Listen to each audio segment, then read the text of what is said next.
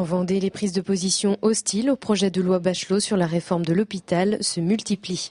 Et ce sont notamment les points concernant la réorganisation du système de santé qui sont les plus contestés.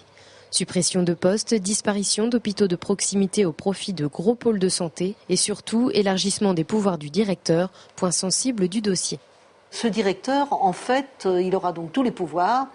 Et ce qui est grave, c'est que quelque part, ce ne sera plus forcément l'aspect médical qui sera pris en compte, mais l'aspect gestionnaire. Le directeur ne sera pas forcément quelqu'un venant du secteur hospitalier, mais pourra être du secteur privé, avec un objectif, la rentabilité et des objectifs de résultats. C'est pas compatible avec la notion de service public et ce n'est pas compatible avec la notion de santé.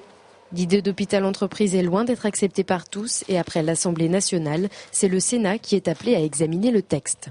Dans l'état actuel des choses, je m'opposerai, comme je crois la totalité des élus vendéens, je m'opposerai à ce texte, à moins qu'il ne soit amendé très fortement par le Sénat et qu'il nous permette de remettre en course, d'une part, les médecins et d'autre part les élus pour le bon fonctionnement de l'hôpital.